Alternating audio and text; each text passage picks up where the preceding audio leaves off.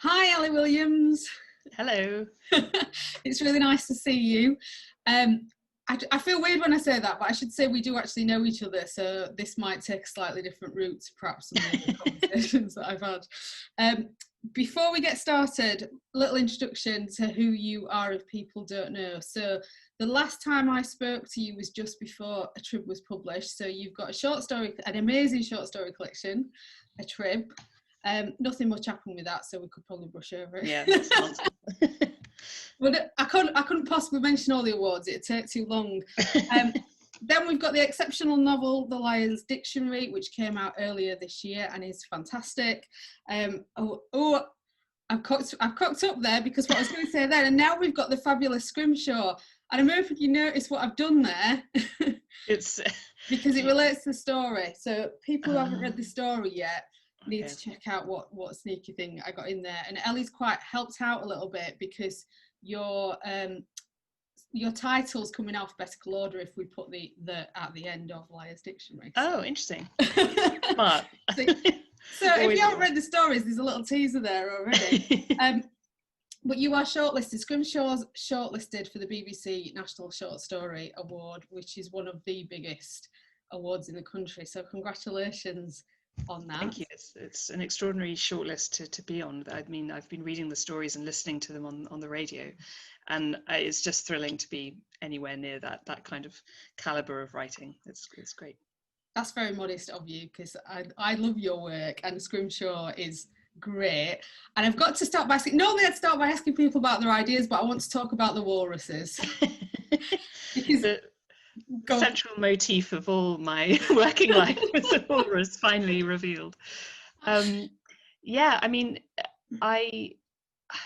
the character, the narrator in the short story, and it is a very short story, dedicates a paragraph to thinking about walruses and their strangeness anatomically as a kind of icon, that they have some of the appeal of nonsense caricatures or of mythological creatures, of hybrids and of freaks, and yet they do live in the natural world. Why do we have these responses to certain animals that seem to kind of clamber all over children's literature and seem to be of a field of zoology that is seen as more absurd in a kind of cultural imagination?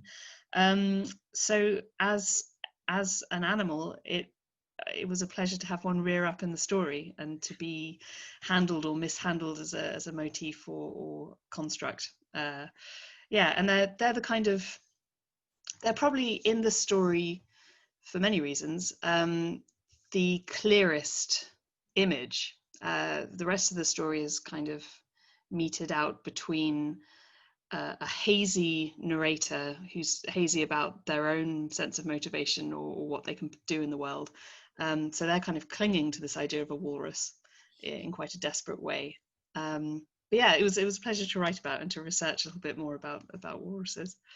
And did the idea of the walrus come first, or was it the because the story is really about the anxiety of texting someone at 4 o'clock in the morning and not knowing whether they actually like you or not. So did that idea come first, or did the walruses arrive? I think the notion of anxiety came first, and kind of casting around for an animal or an object that could be projected onto by an anxious person. So yeah, I guess in that way the putative storyline came first, and then the walrus, usual sentence, the walrus is inserted into that storyline. There's so many puns in here that I hope people are paying attention to some of this. But one last thing about the walruses, because I'm a little bit obsessed, because I tweeted when I was reading the story that I stopped and went to look, because you mentioned, well, you said the character sends a link to the Alaska, I'm reading this so I'll get it right, the Alaska Department of Fish and Game, who have a live cam on Walrus Island, and you can watch them, and this is real. Because I went to check, I was fascinated. I've got to ask, how did you come across it? Very much the kind of method acting. I googled, are there live streams of walruses? I must say they weren't having as much fun as they are in the story, but it is. How did you find the experience of watching the live stream? Was it relaxing? Was it anxiety provoking? I found it quite soothing, actually. I mean, in current circumstances, watching walruses chill out is like, you know, I think it's the way to go. It beats the House of Commons live stream, so you know, it's one or the other. I'm not sure that's difficult to do, Ellie, but yeah. Okay, so can we talk a little bit more about, because the anxiety in the story really is around that idea of virtual communication, and we're all stuck in it at the moment, that we haven't really got much choice, other than to speak to each other through screens. And I read it, I mean, feeling the anxiety of those damn three dots, whether you're on WhatsApp or iMessage, they're there, and you know that someone's typing and then the message might disappear, or they're offline, or so I just wanted you to talk a bit more about why you wanted to explore that idea. I think that, I mean, similarly to you, the fact that those three undulating little dots just are a graphic visualization of anticipation of communication. So they can either be there and you're kind of hanging in that moment to see what happens next, or they disappear and you're like, wait, why have I somehow stopped that person from speaking? What have I done without realizing it? So it's always, whenever you see them, you feel like you're either tense or deflated. And I find often in my short fiction, and to an extent in the novel, I'm interested in how through writing we can talk about miscommunication. So how through language and through the written word can we address that language sometimes falters or stutters, or can be misconstrued. And I suppose in this short story, it is just a little glimpse of one person's experience of that, and the fact that that can be orchestrated between two people in dialogue.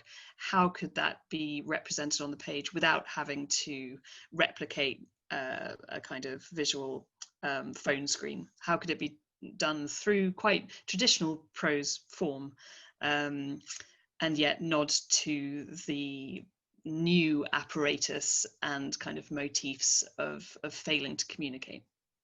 And I think you did really well as well, because I know when I read that the story was about text messages, I was expecting to see it replicated on the page, and it's not. And what you do instead, which is something that you always do so beautifully, is play with language. And I just wondered if you could talk a bit about what, not just what you're interested in it is, but when you're writing it on the page, because what I read into it is sort of my brain goes off on tangents all the time. So when I'm reading your work, it's almost as if I'm reading those tangents. That'd be me going, oh, that word makes me think about. So I just wonder what the experience is for you when you're writing it. I think very similar. So having to kind of marshal but also exploit those tangents. So see where a character or a narrator, if they're being associative, is that revealing something about their state of mind? Is it revealing about something about their context? Or is it that they're narrating an inability to get to the point? Are they saying, no, I'd rather be distracted than commit to what I need to be doing? And for me, ensuring a lot of my writing is editing, ensuring that it's not just a case of here's a freewheeling idea and someone being entirely lost, because then the reader will be lost and it stops really being a story in quite the same way. It can be an interesting experiment, but it won't be hitting perhaps the emotional or pacing metrics that would make it a satisfying read. So I find writing about a free association within the constraint of a story something that is enjoyable and kind of an important exercise for me in reminding me of what is satisfying about a story. How do you end a story if the main thrust of it or the topic of the story is about frustration, unless it's they woke up and it's all a dream, or she decided to finally get some hours sleep. How can we make that into something that feels rounded and complete? That's a challenge that I return to, I suppose. I don't want to give the end away, but it's just beautifully done. That's all I'm going to say. We'll not go back to talk about walruses again. So a couple more things I wanted to ask you about the humour in the story, because it is really funny, and I do find quite a lot of your work. I keep thinking about that pelican scene. If somebody's watching this and they've not read the Lies Dictionary yet, there is a beautiful pelican scene. Another animal, you see. I read it months ago and I still haven't forgotten about it. So in terms of the humour, is that something that comes naturally as you're writing it, or is it something that's very conscious when you go back and you edit? I think it's difficult to phrase an answer to that without being like, I think I'm naturally very funny, because I don't believe that. But I think that possibly it's to do with attention on the page. I think that if I find that the narrative or the dialogue or a characterization isn't being leavened either through attempts at humour or through implicit or explicit tension, then it just feels flat to me. And obviously tension is often touted as the key to storytelling and effective storytelling. And I think humour, whether it fails or succeeds, has a tension to it. There's the drum roll element. So I find that as I write, humour fits into that because it means that you're setting up traps. You are engaged in a call and response with the reader. Intuitively. Again, as I say, the joke itself may fall completely flat, but even in hating a joke or finding that it is a kind of sad trombone, there's still an element of engagement with the text there that I think can be enjoyable and satisfying. Great. Can I ask about when you found out the news then? I know people get told a little bit before it's announced. Did you do anything to celebrate either at the time or when the announcement happened? I probably did a little kind of victory roll on my squeaky office chair. I was very, very surprised. I should say that the short story was published last year in an anthology from No Alibis Press. It's a really great anthology edited by Emma Devlin. So I already felt very, very proud of the story, and this is just I felt very humbled, really, to have it, as I say, with those other writers, and I mean, didn't run out into the street, but I look forward to doing that, whatever the result. Once everything in the world feels like running into the street is something that can be done. It's a bit of a weird time to be trying to celebrate anything, isn't it? Yeah, I think so. And it's weird you mentioned about the novel being out. Similarly, I am very proud of the novel, and I'm thrilled that people are reading it, but it has felt, I guess it's just an exercise in expectations. You know, you kind of have to realize that the most important thing is the word on the page, and that's what you spent your time committing to, and don't wish away your time on anything else. But that seems like a very kind of bum note to think about. No, I'm thrilled. It's glorious to be on the shortlist. Well, let's end on an exciting note then, because I want to know which short story writers you look to for inspiration. Who are the people that you read and love? I mean, the writers that I keep returning to are Ali Smith, Saki, the early 20th century short story writer, and Miranda July. I do find that I go back to their collections time and time again and teach from them, and learn a hell of a lot from them. Thank you very much, Ellie. Thank you. And good luck with the competition. Thanks very much.